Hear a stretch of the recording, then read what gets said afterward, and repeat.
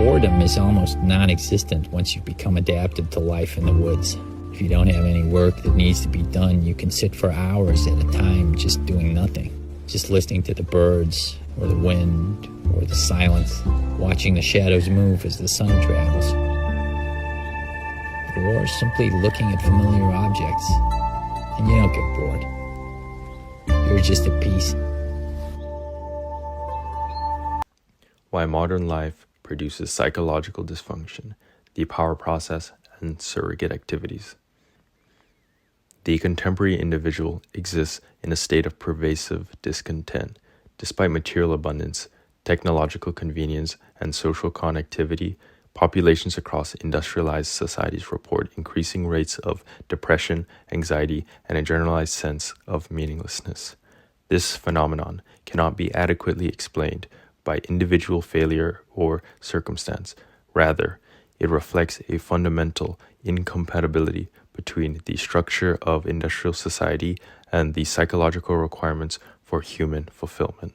To understand this incompatibility, we must first examine the term coined by Ted Kaczynski called the power process, a concept that illuminates why modern life, despite its apparent advantages, leaves so many people feeling empty. Part 1. The power process. The human organism possesses a fundamental psychological requirement, the need to engage in purposeful activity directed toward meaningful goals. This requirement, what Kaczynski calls the power process, consists of three elements: the identification of a goal, the exertion of effort toward that goal, and the achievement of that goal. The process itself, not merely its completion, is essential to psychological health. Throughout most of human history, this need was satisfied through direct engagement with survival and community maintenance. Hunting, agriculture, construction, defense, these activities were intrinsically purposeful because their outcomes had immediate, tangible consequences, and an individual's actions directly produced results that affected their existence and the existence of those dependent upon them.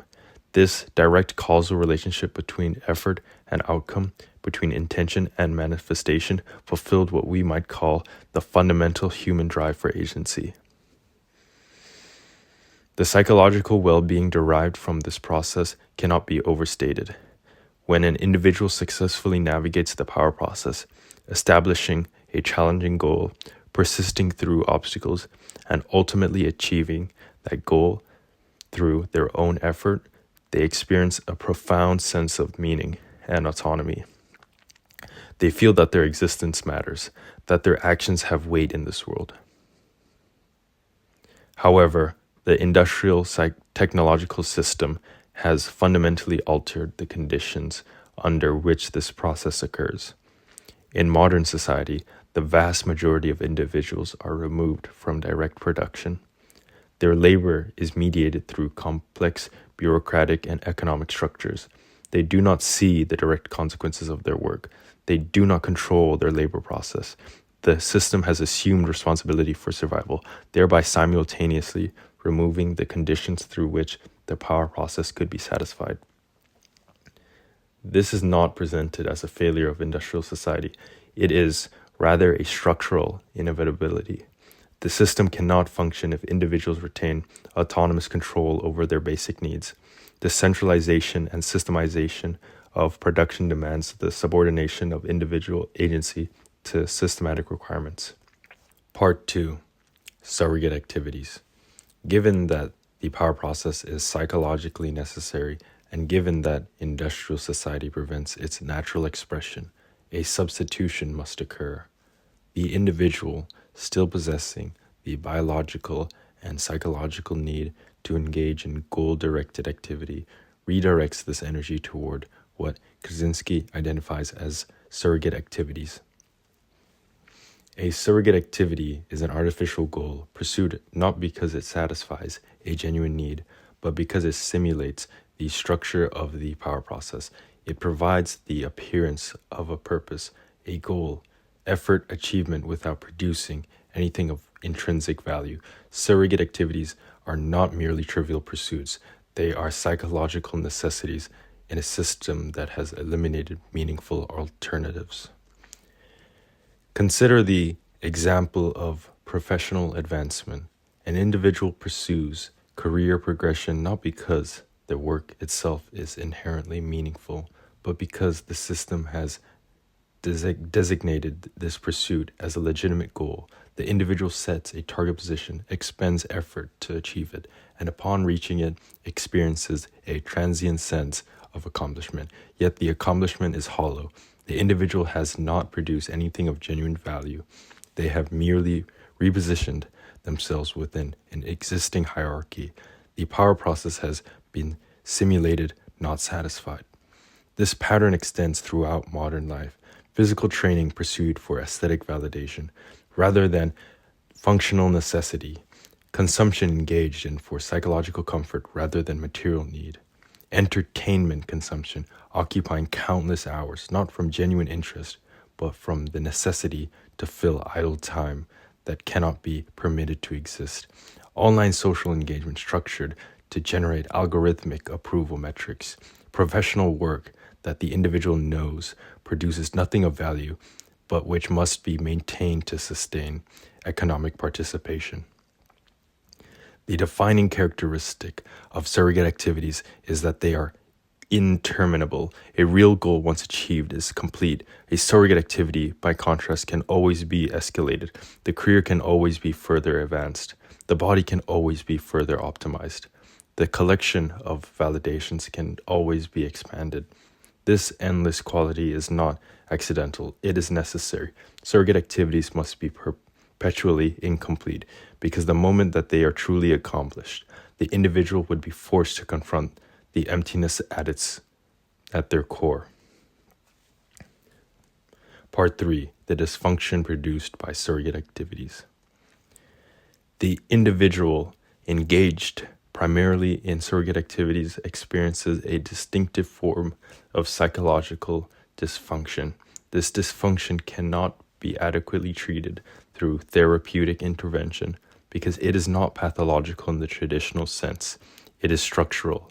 It is produced by the normal functioning of industrial society, not by individual deviation from social norms.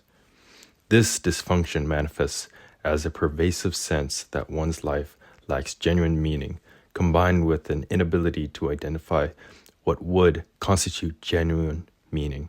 The individual is simultaneously driven to action, to produce, to achieve, to optimize, and profoundly aware at some level that these actions produce nothing of value. This contradiction cannot be resolved within the system. It can only be suppressed through the continued engagement in surrogate activities or through chemical intervention. The system addresses this dysfunction not by restructuring the conditions that produce it, but by medicalizing it. Depression, anxiety, and existential malaise is treated as individual pathologies rather than systemic inevitabilities. Pharmaceutical interventions are offered not to cure the underlying problem, but to adjust the individual's neurochemistry such that they can continue functioning within a system designed to produce precisely these symptoms. Kaczynski observed that industrial society has created conditions that make people profoundly unhappy, then provides chemical remedies to enable them to tolerate these conditions without demanding change. The medication does not cure the disease, it enables the disease to persist. Part 4. The system's functional requirement for surrogate activities. It is crucial to understand that surrogate activities are not merely tolerated by the industrial system. They are actively required for its continuation. If individuals possessed genuine autonomy, if they could identify and pursue goals that held actual meaning for them, they would inevitably conflict with systemic requirements. An individual truly engaged in meaningful activity would likely resist the demands of the system that prevented them from continuing that activity. They would not willingly subordinate their genuine goals to the demands of employment, consumption, and compliance. Surrogate activities solve this problem. They provide the psychological necessity of purposeful activity while ensuring that this activity serves systemic perpetuation rather than individual flourishing. The individual who is deeply invested in professional advancement, aesthetic optimization, or status accumulation is an ideal subject for the system. They work diligently, consume actively, and do not pose questions about the ultimate purpose of their activity. Moreover, the system has deliberately shaped the moral and social framework to valorize engagement in surrogate activities. Professional success is presented as a virtue. Constant productivity is presented as responsibility. Self-optimization is presented as self-care. Consumption is presented as freedom. These framings are not accidental. They are functional. They make participation in surrogate activities feel morally righteous rather than psychologically hollow. Part 5. The recognition of the problem. The individual who begins to perceive this structure faces a difficult psychological situation. The recognition that one's primary activities are surrogate, that one's goals are not genuinely one's own but have been selected by the system to ensure continued participation is deeply disorientating. Moreover, this recognition offers no clear path forward. To withdraw from surrogate activities is to lose the primary source of meaning available within modern life. Yet to continue engaging in them while aware of their hollowness is to accept a fundamental inauthenticity. This cognitive contradiction, the awareness that one's goals are not genuine combined with the inability to identify alternative goals within the existing system, produces the distinctive alienation characteristic of modern existence. Conclusion. The contemporary experience of meaninglessness is not a psychological problem residing in individuals. It is a structural feature of industrial society. The system has eliminated the conditions under which genuine human fulfillment could occur and has simultaneously produced a compensatory psychological mechanism, surrogate activities that simulate fulfillment while ensuring continued systematic participation. This arrangement is remarkably stable. Individuals who protest their condition can be dismissed as mentally ill. Individuals who withdraw can be isolated and marginalized. Individuals who continue participating can be offered chemical interventions to manage the psychological distress their situation produces. The system has no structural incentive to change because its perpetuation depends upon the maintenance of precisely these conditions. Whether this arrangement can or should be sustained remains an open question. What is clear is that the widespread recognition of this problem, the widespread understanding that modern life produces psychological dysfunction, not through individual failure but through systematic design, represents a potential threat to the system's continuation. The first step toward any meaningful change is the simple act of seeing clearly what actually exists. Thank you for watching. Hit that subscribe button or not.